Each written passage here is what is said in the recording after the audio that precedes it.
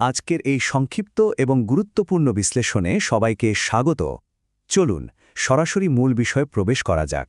আজ আমরা আলোচনা করব জিলহজ মাসের প্রথম দশকে চুল এবং নখ না কাটার অত্যন্ত গুরুত্বপূর্ণ একটি আমল নিয়ে। জিলহজের প্রথম 10 দিনের গুরুত্ব আসলে ঠিক কতটুকু সেটা বোঝাতে স্বয়ং আল্লাহ তাআলা পবিত্র কোরআনের সূরা আল ফাজরে বলেছেন, শপথ ফজরের, শপথ 10 রাত্রির।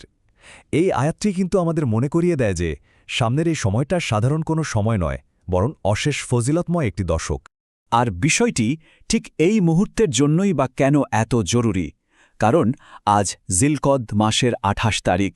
আগামীকাল সন্ধ্যায় জিলহেজের চাঁদ দেখা যাওয়ার প্রবল সম্ভাবনা রয়েছে। অর্থাৎ এই পবিত্র দশকের জন্য প্রস্তুত হওয়ার সময় আমাদের হাতে একেবারেই কম। 1. কুরবানিদাতার জন্য নির্দেশিকা।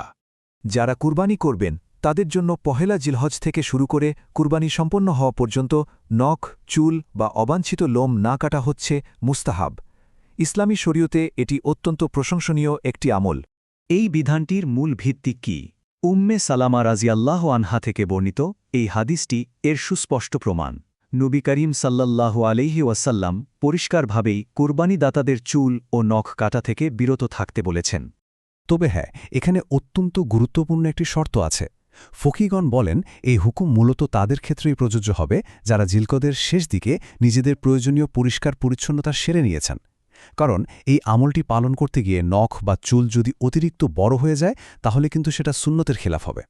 এখন স্বাভাবিকভাবেই একটি প্রশ্ন মাথায় আসতে পারে, যারা কুরবানি করতে সক্ষম নন বা কোনো কারণে কুরবানি করবেন না, তাদের জন্য এই বিধানটি কি প্রযোজ্য? চলুন এই বিষয়টি একটু বিশ্লেষণ করে দেখি। এক্ষেত্রে আলেমদের প্রধানত দুটি ভিন্ন মত রয়েছে। একদল মনে করেন আগের হাদিসটি অনুযায়ী এই বিধানটি শুধুমাত্র কুরবানিদাতার জন্যই নির্দিষ্ট, কিন্তু অপর দলের মতে কুরবানি করার সামর্থ্য না থাকলেও এই দশকে নখ চুল না কাটা সবার জন্যই একটি উত্তম আমল। দ্বিতীয় মতটির পক্ষে একটি চমৎকার প্রমাণ হল আবদুল্লাহ বিন আমর রাজিয়াল্লাহু আনহু থেকে বর্ণিত এই হাদিসটি। এক ব্যক্তি কুরবানি করতে অক্ষম হয়, রসুলুল্লাহ সাল্লাল্লাহু আলাইহি ওয়াসাল্লাম তাকে ঈদের দিন চুল, নখ পরিষ্কার করতে বলেন এবং সুসংবাদ দেন যে এটাই আল্লাহর নিকট তার পূর্ণ কুরবানি হিসেবে গণ্য হবে। এর যৌক্তিক দিকটি কিন্তু বেশ পরিষ্কার। যেহেতু হাদিসে বিশেষভাবে কুরবানির দিন চুল নখ কাটার কথা বলা হয়েছে, তাই সহজেই বোঝা যায় যে এর আগের 10 দিন এই কাজগুলো থেকে বিরত থাকাটাই বাঞ্ছনীয়। প্রারম্ভিক যুগের মুসলিমদের আমল থেকেও আমরা এর প্রমাণ পাই। আবদুল্লাহ ইবনে ওমর রাদিয়াল্লাহু আনহু একবার এক নারীকে জিলহজের দশকের মধ্যে তার সন্তানের চুল কাটতে দেখে বলেছিলেন, এটি কুরবানির দিন পর্যন্ত পিছিয়ে দিলে আরও বেশি উত্তম হতো। তাহলে সব তথ্য মিলিয়ে আমরা ঠিক কী সিদ্ধান্তে পৌঁছাতে পারি? জিলহজের প্রথম দশকে নখ ও চুল না কাটা সবার জন্যই উত্তম একটি কাজ।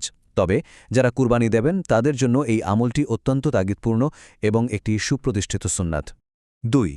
প্রস্তুতির সঠিক সময়।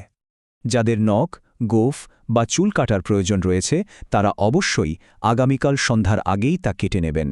এরপর চাঁদ উঠলে কুরবানি সম্পন্ন হওয়া পর্যন্ত তা থেকে সম্পূর্ণ বিরত থাকবেন। এটাই হল সবচেয়ে উত্তম পন্থা। তথ্যগুলো এখন একদম পরিষ্কার। এখন সিদ্ধান্ত নেয়ার পালা।